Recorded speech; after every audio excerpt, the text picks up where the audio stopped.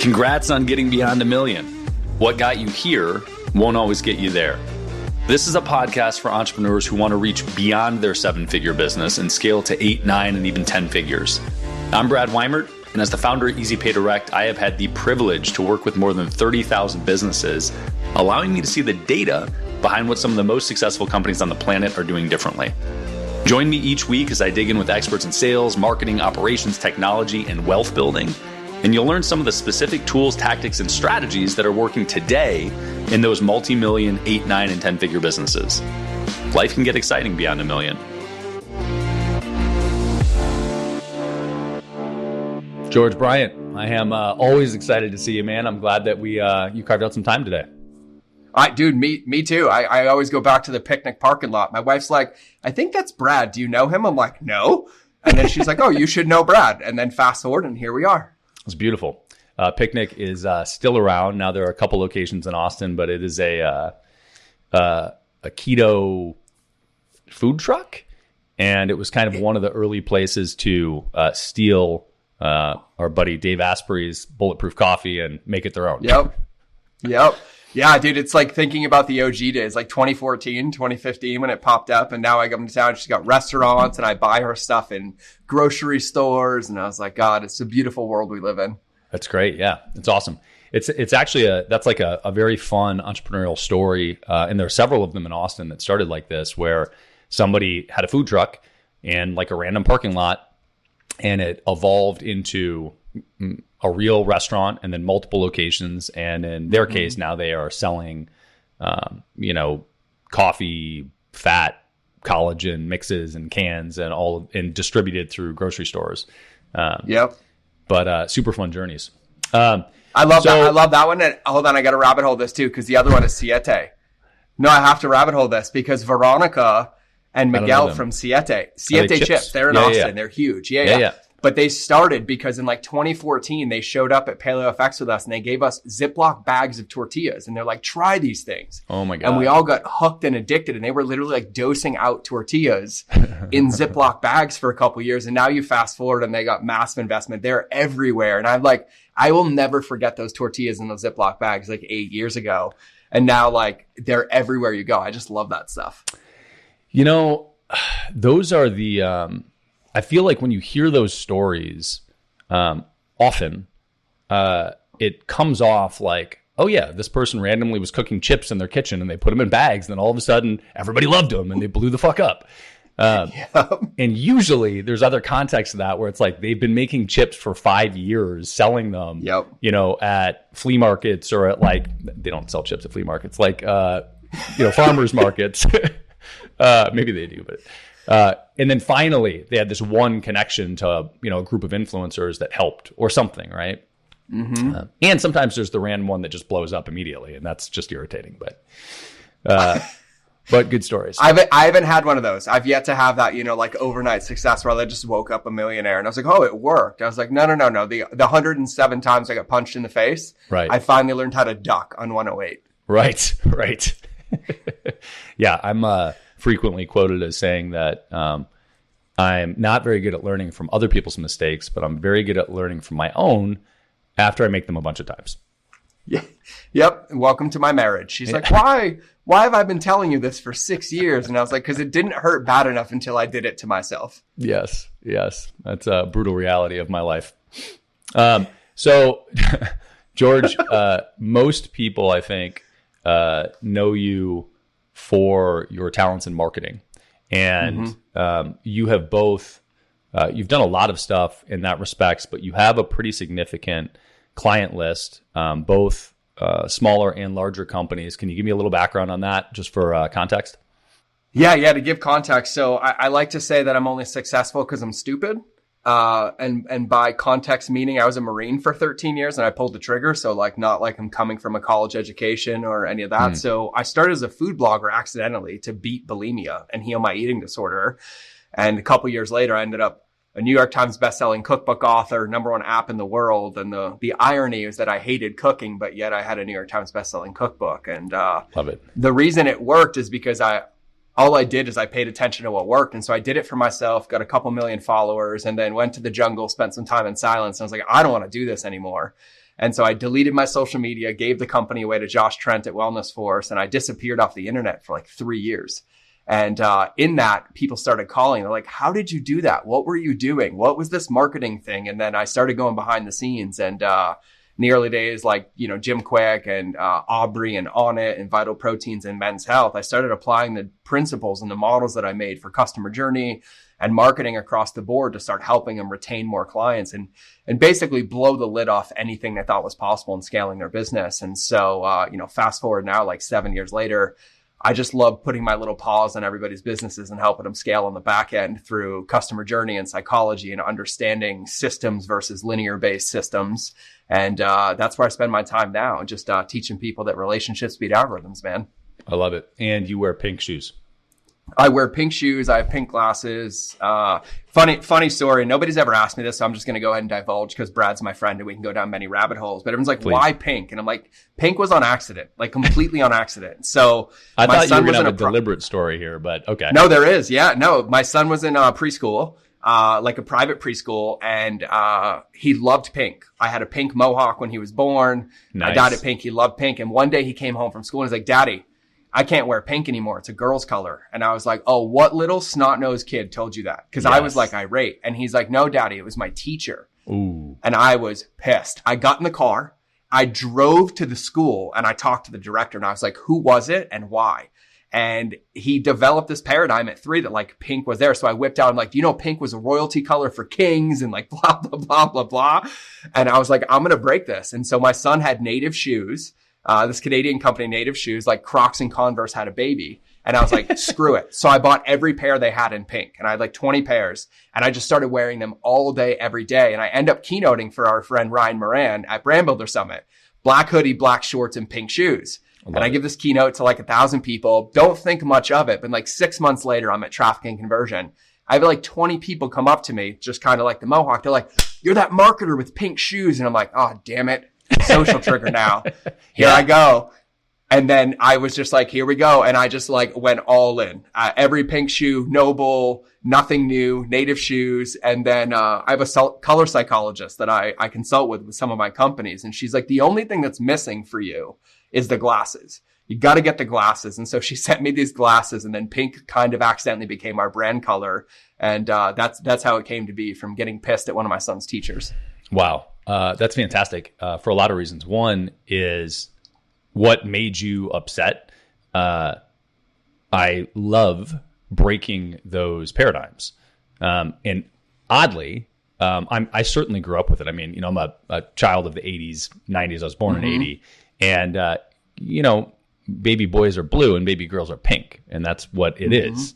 And when I was probably 27, I dated a woman who was staunch feminist for probably 3 years. And she had 2 masters and 2 PhDs in English and education. And what came of that, amongst many, many, many other things, were lessons for me of how powerful these symbols and, for her, language is, and how reproductive it is, and how much damage it can do if you're not careful, and how much benefit it can do. And from a marketing perspective, those anchors are unbelievably powerful. I just like you, I meet people years later and they're like, oh yeah, I saw you at an event 4 years ago. And I'm just like, awesome. It's good to meet you. Like I obviously don't remember you, but this is fantastic. And kind of the point. Yeah, dude, I love it. Jonah Berger talks about this a ton in his book Contagious, but I tell people, if you can't load your customers' guns with the ammunition you want them to say, you won't like what they say. And there's only 5 reasons people share. And it's humor, controversy, education, credibility, and social status. And so the way that my brain works in marketing, I'm like, if I'm not creating tweetables for people to repeat, then no one's ever going to talk about me, my brands, or my businesses exactly how I would like them to. And social triggers are one of those massive, massive aspects that like create endowment and top of mind. And it was like when I did it with paleo, everyone's like, how did you come in 2010 when Rob Wolf was around, Mark Sisson was around, Nom Nom Paleo was around, and then 2 years later, I'm one of the top ones. And I was like, well, I knew no matter what, I could never catch them organically. Like Rob had been doing this since like the OG days. And I was like, but I knew that I could piggyback on a social trigger. And so I changed my brand. It was all paleo recipes, but I started posting only about bacon, all day, every day. And we made the hashtag hugs and bacon. And so every part of my brand, I'd make a recipe and I'm like, oh, or you can add bacon. And I was posting bacon memes and I did videos in bacon suits, like full on. Abel James bought me a bacon suit and he's like, George, I need you to wear this thing in this video. And I'm like, done. Right. And I had a mohawk and a bacon suit. And my wife still gets mad at me to this day because it's been 6 or 7 years since I walked away from that company. I still get bacon gifts in the mail in 2022. Wow. Like they still come to my PO box, bacon air fresheners, bacon greeting cards. And I try to tell people like the power of a social trigger. So you can either create one or you can piggyback on top of one, but it makes it really easy. Because what would end up happening is like we'd be sitting somewhere, we'd get a DM or tagged on Instagram and you'd read things like, oh my God, was just at breakfast with my husband. He ordered bacon and I had to tell him about this civilized caveman guy. And so you start ethically poaching real estate in every other part of their life besides the internet with social triggers, which increases the already demanding 86% of word of mouth marketing. And it basically makes you unstoppable. Well, you've given me the freedom to shave my mohawk and have another anchor now if I want to. And also, can you give me those 5 again? Yeah. So it's humor, credibility, education, social status, and controversy. And I tell everybody to litmus test this. And everyone's like, not really. I'm like, okay, do me a favor. And I don't recommend this often, but this will be the only time I recommend opening up Facebook. Okay. So you open up, that black hole of death and start scrolling. And as you look, blue hole of death, you'll start to notice that you can put every single post that you see in one of those 5 buckets. And if it's got any engagement or any response, it fits into one of those things. And so I love it because I swear to God, I tell everybody, I'm like, if you want a PhD in marketing, the only person you have to learn from is like Jonah Berger. His book Contagious, where he breaks those down, just starts to give reason to why people are taking the behaviors and the actions that they are. And I think in marketing, what ends up happening is that people come in the lens of like, I want them to do this. I want them to share this. I want them to engage with this, but they come at it backwards. Like, what can I create to make them do it? But when you try to make somebody do it, it creates reactance in their body because it's not a willingness choice. You're taking away their autonomy. But when you understand why they would share and what it would do for them in their life, it changes the game because then it just becomes this unlimited cycle of helping them be more credible in their life, educate their friends, be the person that people come to. And when you start to think about marketing like that, you realize that your job isn't to market your message. It's to create messages that other people can use to market for you while elevating their self, making them look funny, making them look credible, right? It's like I tell people right now, like we go to events, right? Like we keynote. And if you're like, hey, who in the audience has an iPhone, right? You start looking around. They got Air Jordans on. They got Apple MacBooks. They have, X amount of brand. And people are literally walking advertisements for the companies that make them feel one of those 5 things. And most of the time, they don't even realize it, right? And when you start to understand that it's not about getting them to do something for us, it's about giving them what they need to elevate their own life to fit into one of those buckets, marketing gets really, really easy. I love that. So one of the things that I want to tie this, let's talk about customer journey and tie this in because sure, yeah. Like when I hear that initially, I think the immediate lens, at least in society in 2022 and probably the last several years, is just social. It's literally how do you get people to share things socially, right?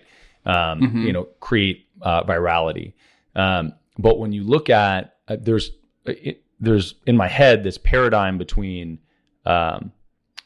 sort of established brands, right? And this, I don't necessarily mean, a Fortune 50 company, but just once you're past $1 million or a few million in revenue, you get to a point where you start to look at the impact of the long tail versus direct response. And that part is different for everybody. But creating a direct response versus creating a relationship over time frequently have different triggers and different components. So talk about customer journey and how that ties in and kind of how you think about the customer journey in general, I guess, as a starting point.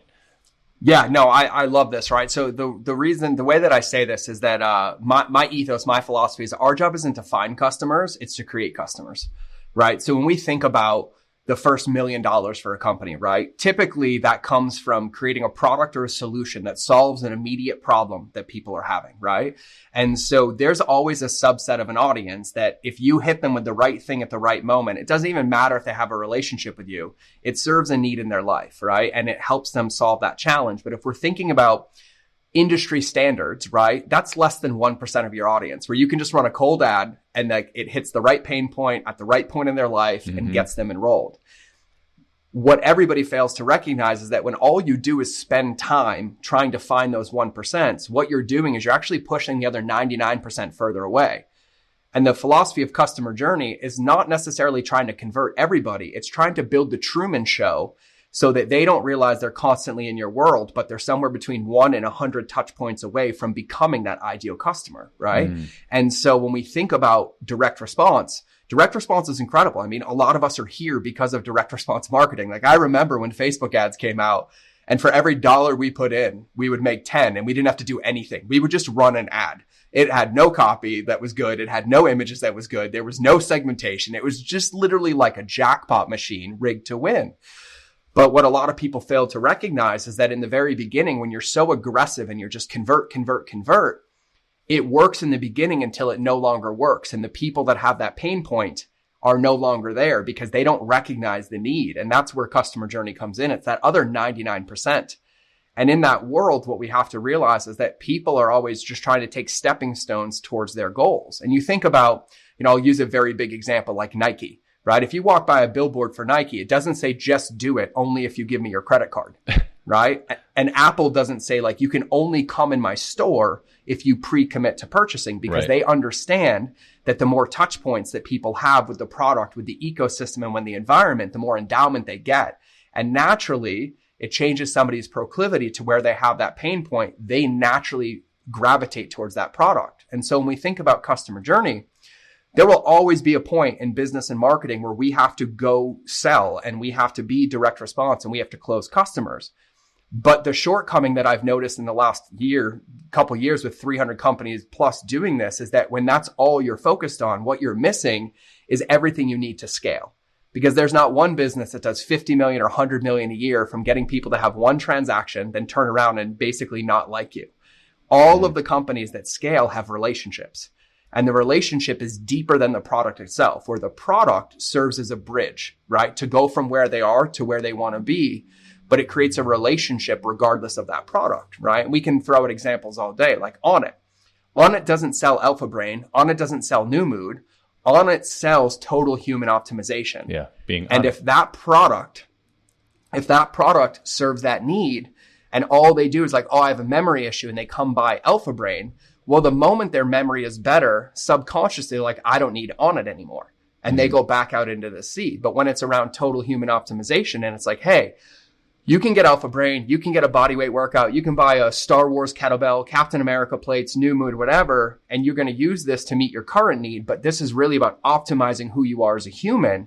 Then when that need is served, instead of leaving, they start to look at the other avenues or paths that they can take to elevate the rest of their life. And that's predicated on a relationship. And those relationships only come, and I use this analogy all the time, from building the Truman Show. And if you've never seen that movie, Jim Carrey thinks he's living like his best, most beautiful, happy life, but he's in this massive container where everything is controlled and he doesn't realize he can't leave. And when I think about business and when I think about scale, the way that we do that is by building a Truman Show, because so many people fall short on their site to where everything is about the conversion. But what we fail to recognize is you have a subset of your audience that sells more of your products than you could ever realize, and they've never bought one from you. They are your best marketing machines because they live the ethos, they understand the environment, and they're completely endowed into the culture and the relationship. And so when we talk about customer journey, what we're talking about is ensuring that every time somebody comes into our home, if they're a good fit, that they're moving one step closer to their goal, whether or not they buy a product from us or not. And in my experience with all my companies, all the ones I own and that I run, what's really, really crazy, if we extract the data out, we have so many people that generate literally thousands and thousands of dollars of revenue for us that have never even bought our product. They've never even used it, or they bought it once, they loved it, but it wasn't what they needed. But because of the relationship, they literally tell every one of their friends, right? And the example I give is like, When you walk up to the park on a Saturday morning in Austin, right? You go to the park, there's about 30 moms doing a park workout. They have their Bob strollers, they got their Starbucks cups, they got everything rocking, right? And in the first 60 seconds of a conversation, typically those women give 8 to 10 brand recommendations or non-recommendations without even realizing it, right? They're giving them verbally, they're giving them just with who they are. But you think about it, it's like, okay, cool. When was the last time you heard somebody talk about how bad their dinner experience was? They bond over it, right? They talk about, oh, my dinner was great, or my dinner wasn't that good. Or, hey, last night, you'll never believe it. I went to buy this product from this company, realized it wasn't a good fit.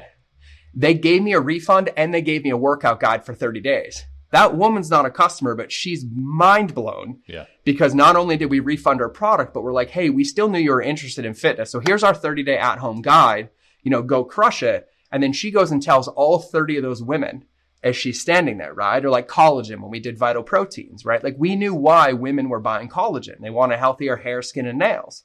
Not everybody wants to take collagen. Not everybody wants to drink beef skin hydrolyzed down into collagen peptides, right? But we knew that what they all shared in common is that they had this need to be healthy from the inside out. And so like when you would add a product to a cart, and you would abandon the product, right? I like to teach in mistakes, so I'll hit one right now.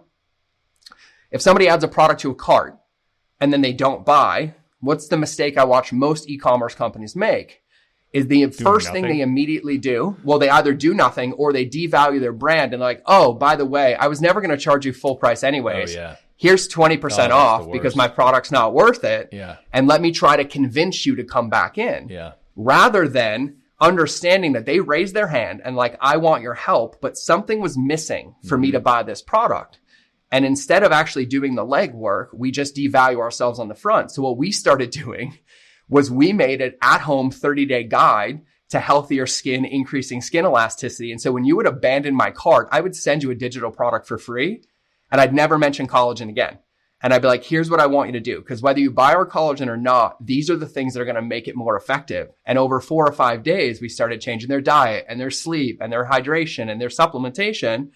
And then we recovered 50% of cart abandons without spending $1 or discounting the brand. Not because it was ever about the product. It was about the need and them not feeling safe enough to come in. And so when I think about customer journey, we have to recognize that every single time somebody gives us their attention, at some level, consciously or subconsciously, they're interested in what we have to offer. And if all we do is focus on the people that are ready to give us their credit card right now, we're basically eliminating everything that we have that we can build and scale to build this massive business to 8 figures, 9 figures, and beyond. Because you hit a point when you scale that no matter what you do, you're not going to go find 1 million more people that have a current pain point that matches what you do that you can solve in one touch point. Everything's based on this system and world. So that's kind of how I see it. So I have a couple. I want to break down the elements of the customer journey. But first, please, you gave your world personally was health and wellness, and I think that health and wellness. It's pretty intuitive to think about what the actual driving forces are behind purchases to be healthy. So you can say, hey, we're looking for people that are trying to be healthy in some capacity, and then drill in a little bit further based on product type. But one of the questions for me is, if we take a more challenging example and say, well, who is the broader audience, right? So you look at, and how broad is it? How broad is too broad? So I just watched the WeWork documentary. Yeah. Right. I can't remember what it's called, but we'll put it in the show notes. I think it's called We Crashed, which is I think so. So rude. So rude. I mean, created a monster brand, just failed at the IPO. But one of the things that was critiqued heavily was that their mission statement was like to change the world or something, which then created this very broad spectrum. And to that end, if you were thinking about customer journey, you could basically say anything, do anything inside of that bubble and say, okay, well, that's just us touching them for the first time. But I would say that's functionally way too broad for somebody that's way too broad. We want a different place for you to work, right? We want to create a remote working environment that's more fun for you, for example. So if you look at I can say inside the world of credit card processing, the immediate need is accept payments, right? But the broader need is you're all entrepreneurs. How do we optimize your business better, right? How do we get you better at sales, marketing, operations, technology, taxation? Mm-hmm. So, you know, let's look at like, I don't know. Fuck, see, now I got to come up with an example. I'm like, can I use Easy Pay Direct as an example? Sure. Okay, cool. So like I refer a lot of people to you, right? Thank you. Not because, of course, I mean, we're friends, but you're incredible at what you do, right? that. And it's typically not from the lens, right? Because when we think about customer journey or we think about direct response, right? There's only really two ways to sell. It's either to move people towards heaven or away from hell. Mm-hmm. And 99% of the things we're doing is we're moving them away from hell, right? They're in a pain. There's something in their life that's not working. Like nobody's out shopping for credit card processing because everything's working. I'm saving all my money. Stripe's holding all my money and not giving it to me. I'm losing every charge back because of fraud, right? Like there's typically a pain point and a problem that happens. And so in your world, why I end up referring a lot of people, and we just did this on Signal the other day, right? Same example with JP and his friend. It comes up is that somebody comes to me with like a 911 and there's this massive pain point. And the pain point typically is like, they won't release my funds. They won't give me access. They shut down my merchant account, right? I only had one instead of spread loaded ones, like whatever the pain point is. And in that moment, it's really, really easy to be like, switch over. Right. But there's also another need there to where there's an education component to where if we can triage the wound and be like, okay, cool, here's what to do, here's how to mitigate it, and here's how to spread load it over, that's a customer journey. And so what ends up happening is people come to me like, George, what do I do? I'm with blank, blank, blank, blank, blank. And I'm like, well, I can't fix it right now, but what we can do is mitigate it. So I want you to do this. I want you to change this, and I want you to focus on this. And then once the bleeding is done, then we start the transition period. Here's Easy Pay Direct. Here's who I recommend, right? And so it's meeting them where they are, but instead of immediately going for the like, we'll switch you right now, that feels overwhelming for them because they have so much endowment to their current belief system in the way that it's done, systems, processes, team. And if I'm like, oh yeah, we got to change right now, it feels like their world is ending. But if I start to find the symptom and I'm like, nope, stop the bleeding there, start breathing here, and then here's your plan. Not only do they immediately solve that current situation, but when they're done, there's only one place they can go, and it's Easy Pay Direct, because I didn't try to close them or convince them. I met them where they are and I helped them. And then I helped mitigate any future pain. And so then once they feel a little bit relief or progress, they're naturally going to switch over, right? And like WeWork is another example. WeWork didn't touch everybody. They created a place where somebody felt seen and safe because they wanted to be around people, because entrepreneurship's lonely as shit. Right? Like if you're not an introvert and you work in a remote office, then like there's this need for people. And they created this culture and this community where like just by social status, you felt elevated because of the brand WeWork, and you happen to be around a lot of other successful entrepreneurs. You could network, you could be seen, you could bounce ideas off everybody. It was like an incubator for what it was and what was there. And so they knew that by getting somebody in that ecosystem, it changed their paradigm and created a culture for them to come in and be a part of other things big that stretch their paradigm. And so I think health and wellness, I use it as an example because it's so easy. Like we all know somebody that wants to lose weight. We all know somebody that wants to like run faster. We all know somebody that wants to like, you know, change their gut biome or cut out all this stuff.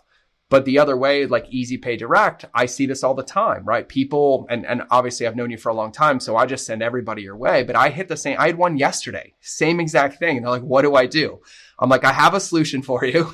I'll introduce you, but it's not going to fix what we have in the next 30 minutes, right? Because we have to mitigate this. And so I was like, why do we have all our money in that account? Like, are we running so close to the paint that we need that, you know, distribution right away? Let's change this and get them coasting again to then come into Easy Pay Direct down the road. And so the frame in which I see it is that like no relationship, I don't care how good you are, is done in one touch point, right? That's called high-end prostitution. That's all that is. It's just transactional in nature.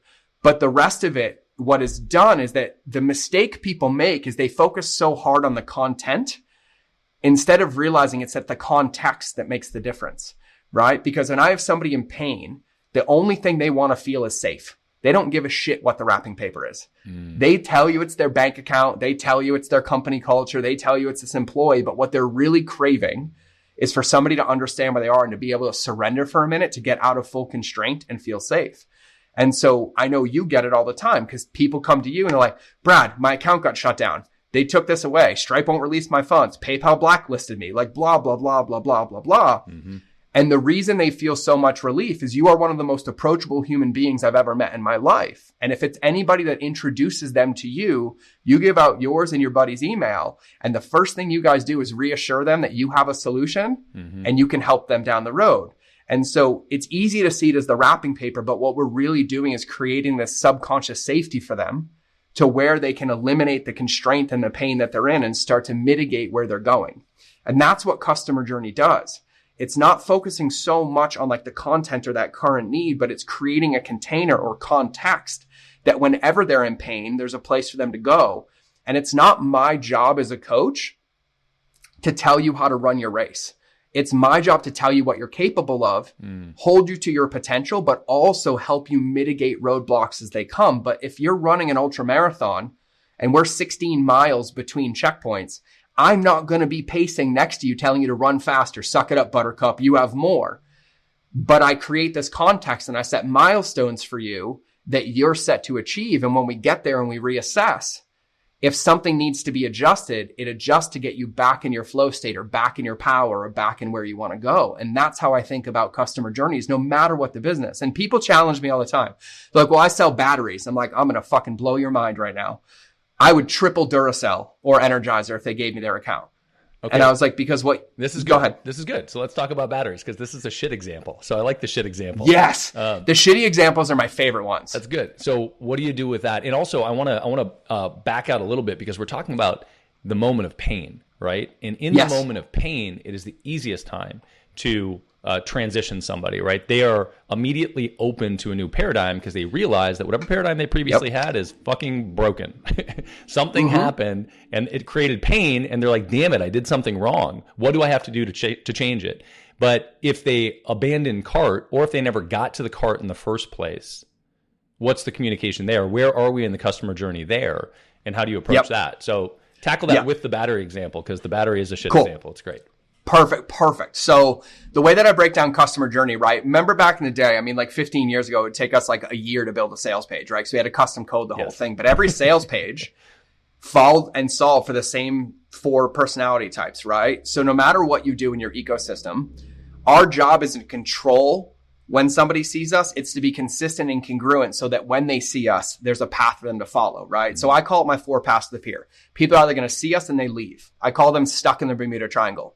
It doesn't mean they're a lost cause and I want them to die, but it's not my job to drive into that triangle and try to get them out.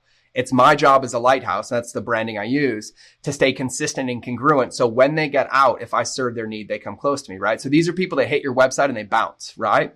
A lot of people think those people aren't their customer. And I'm like, they're just not your customer yet because they had a touch point with your brand. And so no matter what, you had a deposit in their brain in some capacity, shape, or form, right? So those are people that come and leave. Then we have people that come and learn more, right? And at some point they had a curiosity and need. These are people that click on your Instagram, they'll click on ads, they'll watch your YouTube videos, they'll scroll through your website. They'll check out every ounce, but they don't have enough touch points to make basically an automatic relationship or an automated relationship, which would mean like opting in or following you, but they're still digging deeper than one touch point. Then there's people that are ready to be in. And these are people that opt in. And opt in is just an exchange of information that automates a relationship to make you part of their ecosystem, right? Follow you on Instagram, subscribe to your podcast, subscribe to your YouTube channel, download your email list, get your coupon code, whatever. And then you have the 4th person, which is people that are ready to buy. These are the smooth sailors, right? These are people that like, no matter what you do, if you solve their pain, they're going to buy right away. To simplify customer journey, those are the only 4 things that people can do. That's it. There's nothing else they can do. They either buy, they opt in to then eventually buy. They're learning more to develop touch points or safety to feel safe enough to opt in or buy, or we're just shining light in their eyes to let them realize that there's a better way whenever they come back, right? So those are the 4 buckets that people live in. And so we think about batteries, and always like at least once a year I give a keynote and someone's like, well, here's the worst fucking example ever. I don't know why people go straight to batteries. It's come up like 4 times. I wish I thought of it earlier. I know. And they're like, and it's probably because like when I reference my son, I tell him it's like Energizer stuck a battery up his ass, which is why I don't have to work out anymore. I just chase my 5-year-old around. And so when we think about it, it's really, really easy to think that, all we're doing is solving a need, right? They buy a battery, it's disposable, right? So little context at high level, there's only 3 customer journeys that exist. There's a customer journey around using a product. There's a customer journey around consuming a product. And there's a customer journey around completing a product, right? 99.9% of digital content lives in complete, right? Because there's a beginning and an end. And then they complete something to move on. Consumables, supplements, RTDs, batteries, tampons, toilet paper, you name it. If it has an expiration date or you run out of it, it's a consumable. And then you have use, which is like shovels, right? Like, I don't know many shovels that are designed to break, right? But like a car is a consumable. That's why you see marketing after you buy a car, because they know that they built your vehicle to break. And if they break it before your warranty's up or close to it, you're going to come buy that brand again based on the relationship that you have. So batteries fits into the consumable category, right? And so when we think about batteries, we know that there's an immediate subset of our customers that are just going to buy batteries because they serve a need, right? This is where they lose. Because the same company that sells those batteries can also teach people how to get more out of them, how to store them correctly, how to utilize them properly, mistakes to be avoided. That's going to deepen their endowment with that brand. That's going to make them, when they go back to the store, instead of grabbing any AA battery, to grab the one that taught them one of those 5 reasons: humor, credibility, education, social status, or controversy, right? And we hear this all the time. Remember when people used to like put their batteries in the freezer? Right? That's because somebody told them to. People put their coffee in the refrigerator, even though it destroys your coffee, because somebody said it made you last longer. People didn't do the research. Right. They wanted something to be credible to their friends, to their people, and have like a party trick when everybody comes over and they whip out their French press, right? Totally. And so batteries are no different. And so if we understand that when somebody transacts with us and buys our product, what they're doing is giving us an invitation to build a relationship to help them be more credible in their life. And so batteries are easy. Somebody buys a battery, we can educate them on how to best use that battery, how to make them last, the mistakes people avoid, how to dispose of them properly, right? If you have an environmentally friendly audience, then you go the conscious route there, like disposing with the dump, boom, boom, boom, boom, boom. Because what we have to realize is that the more information we give them and the more educated we make them about the product they're using, the deeper endowment or loyalty we're creating around our brand that's going to make them choose that brand, right? People don't change shoe companies. They don't change glass companies. They don't change earphone companies because they have such deep endowment. And so when you get somebody in, and this was one of my favorite things I did with Vital, is we ran out of collagen buyers. And this is an example that applies to batteries. Like, we went so heavy in the market. The only company that existed before us was Great Lakes, right? And Kurt did incredible with collagen, with Vital Proteins. I just came in for 18 months and was an advisor and a consultant with them. But we got to a point where we couldn't go get somebody to change their habits with collagen anymore. And so I said, well, we don't have to. Let's teach them how to use our competitors' collagen better. And they're like, what? And I was like, yeah, because they already have an established habit with collagen.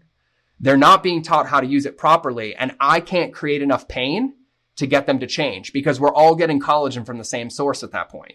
And so I was like, cool, let's make a guide for 30 days on how to use your collagen better, no matter the brand. Give me your email and I'm going to help you have healthier hair, skin, and nails in 30 days, even if you bought my competitor's collagen. Well, my competitors weren't doing it. And so we would start running ads to everybody who bought everybody else's collagen.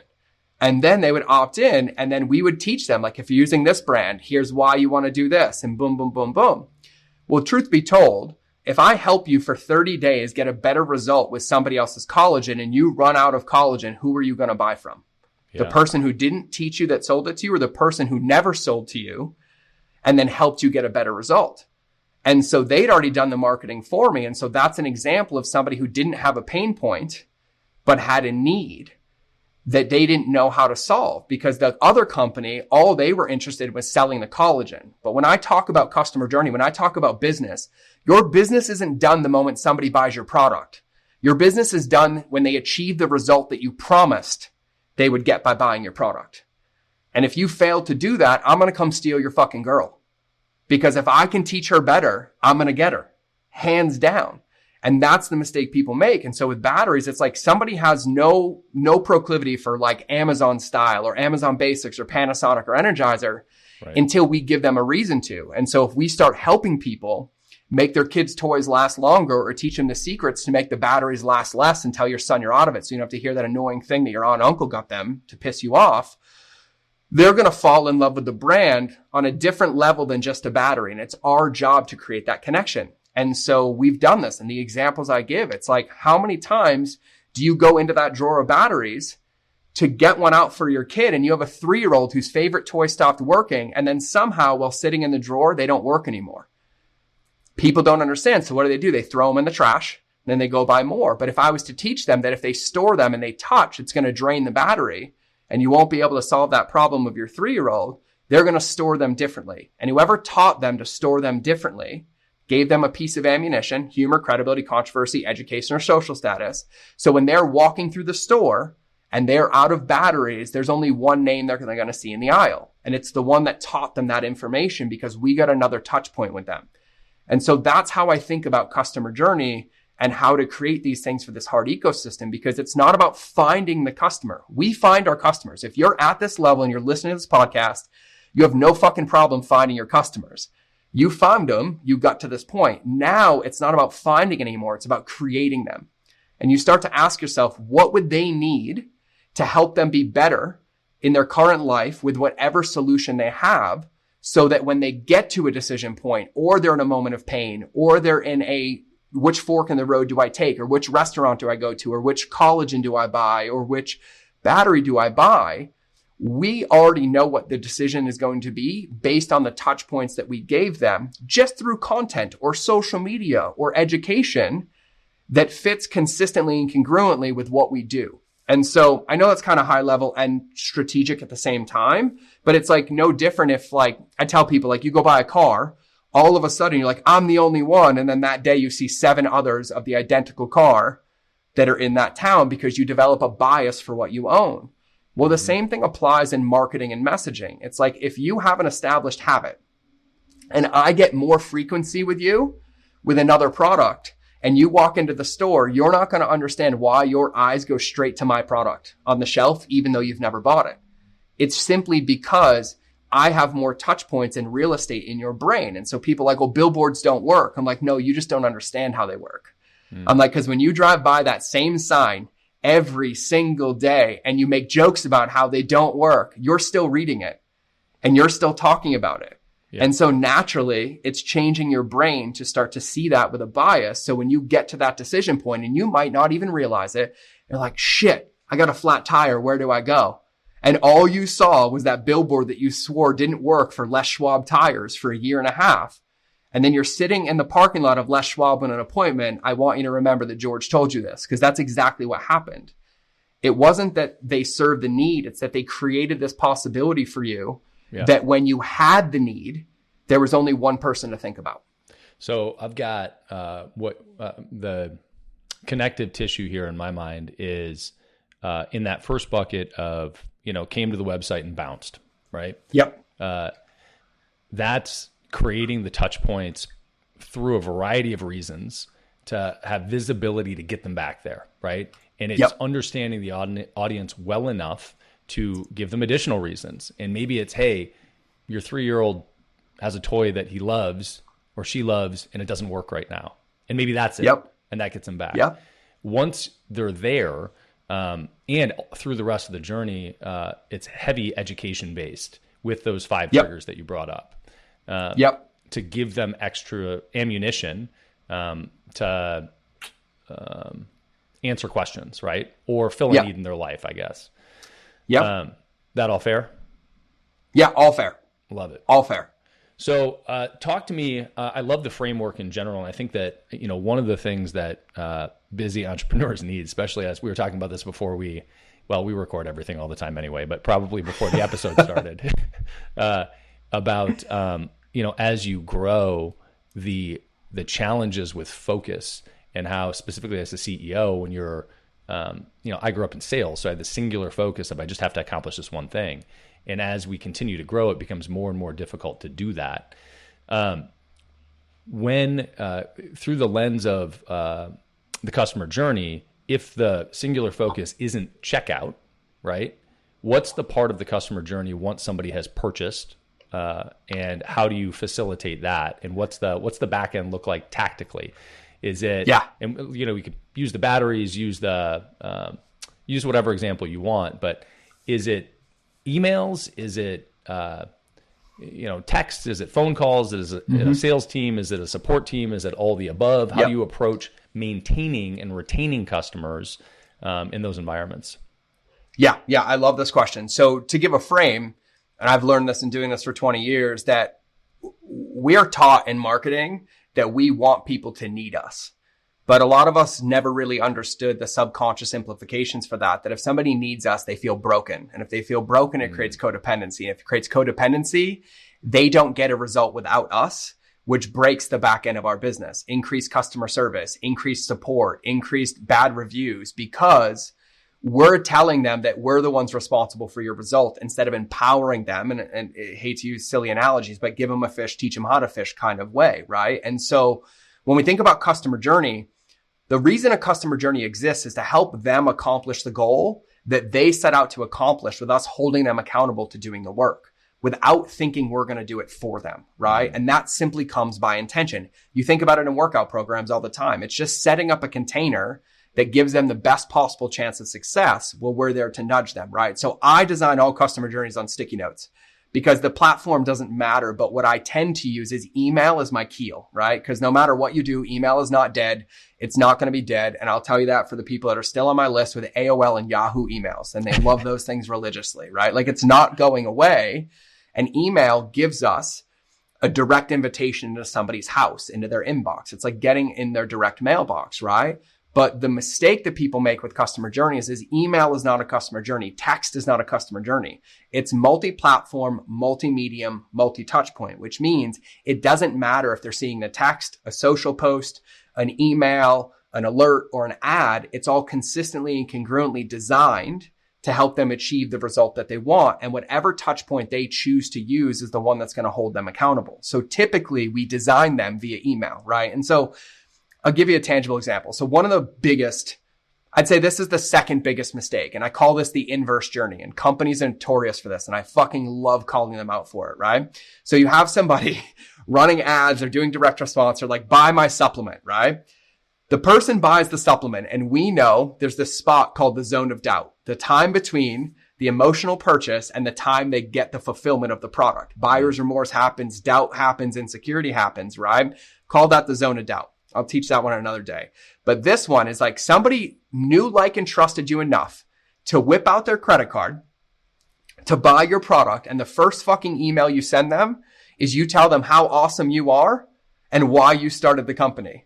And my brain goes to, motherfucker, they're already inside your restaurant about to order, and now you're talking about yourself. What are you fucking doing?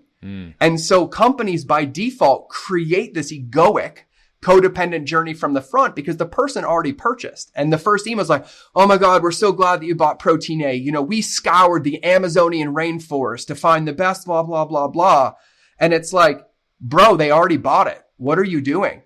They're already in, and all you're actually doing is increasing the resistance to them using it because it's no longer about them. It's now about you. And you're going to call me and ask me why your retention is only 3 months. And it's because you put them on a forced subscription. The first one came and it became shelf help and went in their cabinet because they didn't feel excited about achieving the result because all you did was talk about you. Then their second one comes. It kickstarts them like, oh, fuck, I need to use this. They start using it for a week or two and then break the habit, put it back in their pantry. And then the third one comes and they can't justify it anymore. So then they cancel their subscription and they tell you that your product didn't work, but yet they never took it simply because you didn't design a journey to empower them to take it. And so it's like, if we think about the fact that if somebody has already transacted, the first thing we shouldn't do is hit them with a receipt to remind them how much money they spent and then follow it up with an email about how fucking awesome you are. We should probably tell them how awesome they are and how they made a good decision and that they already took a step in the best direction for their health and their supplements on the way.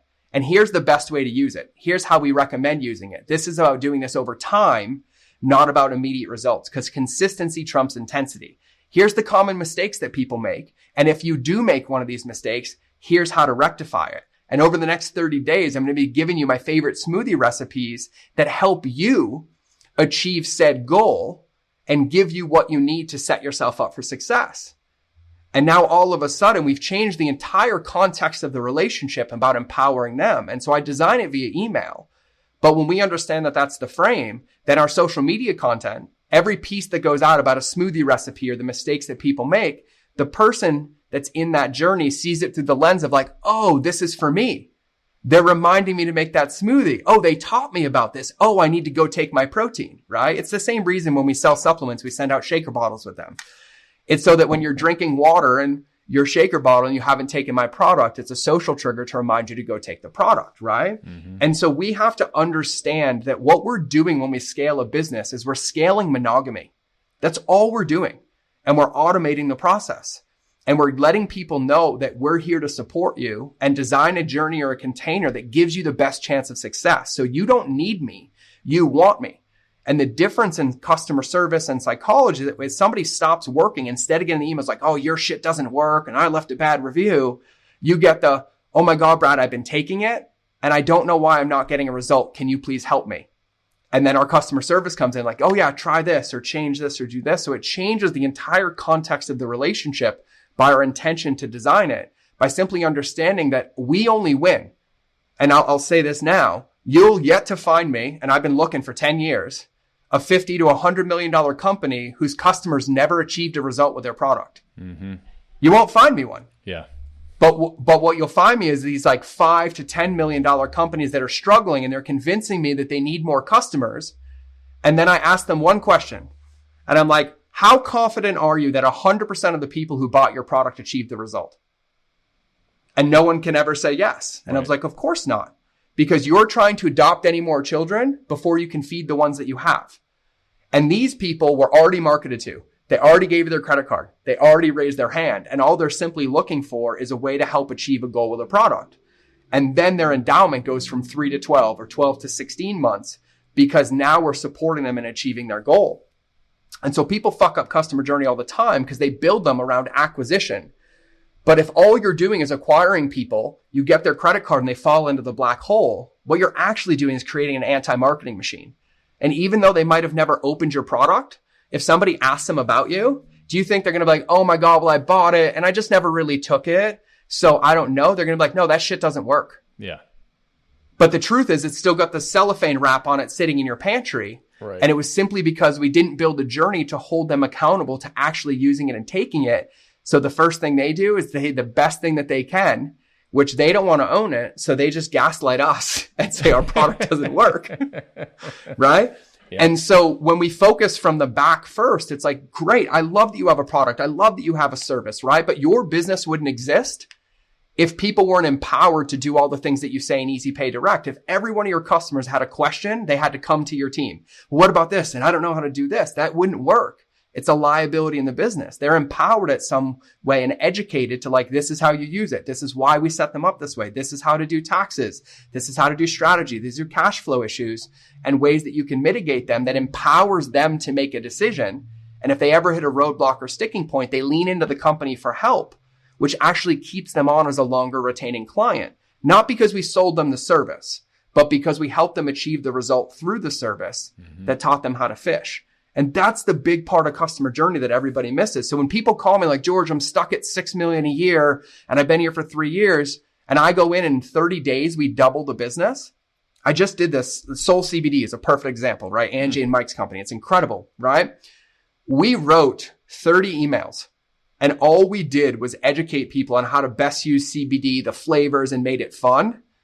And it almost doubled the business in realized revenue with just those 30 emails. And everyone else will have you convinced, well, you need to acquire more customers. You need to acquire more customers. And I was like, not if I can triple or quadruple their LTV by changing their habits and the way that they use it so that they become a marketing machine.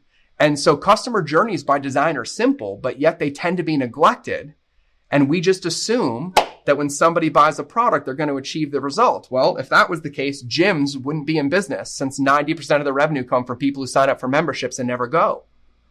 Right? And so these are the things that we have to think about across the board. And it applies across industry. I've had optometrists. I've helped plastic surgeons. My physical therapist. So give another one. It's like, well, this is bullshit. I'm like, cool. What's the biggest problem a physical therapist has? Is that you come into their office and you only do the shit you're supposed to do when you're in their office. And so they give you exercises to do when you leave, expecting you're going to do them. And then you come back in pain.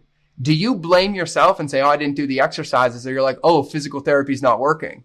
Right? Right. It's not because they didn't set you up to win. It's that they didn't hold you accountable. So I took my physical therapist And she started giving me exercises. I was like, I'm going to help you. I want you to do me a favor right when I leave. I want you to record a quick video, like 1 minute, showing me how to do each of these. And I don't want you to text it to me for like 2 days. And I want you to text it to me and be like, hey, George, I hope your exercises are doing well. If you need a reminder, here's how to do the stretches that I gave you. And then 3 days later, just shoot me another quick text, be like, hey, how are you feeling and how's it going? You want to know what I started doing? I started doing my stretches every fucking day. Yeah. And then I came back in and I made progress and her job got easier. And so she started doing it to every one of her clients. And she's like, I swear to God, George, I have so many clients calling me, people I've never heard from, because all of my clients are actually getting results and talking about it because they're doing their stretches at home. And it's not recreating the wheel. It's taking what we've already given them and giving them the minimum effective dose to get the maximum result by creating a journey that gives them those touch points to hold them accountable to what they committed to. And that's what customer journeys do. Yeah, I love that. And truthfully, I mean, this is, we both operate, I think, in a very similar perspective in life, which is that relationships are the foundation of everything else. And they drive everything personally, everything professionally, everything. And the conversation has been around looking out for the relationship and the needs of your target market.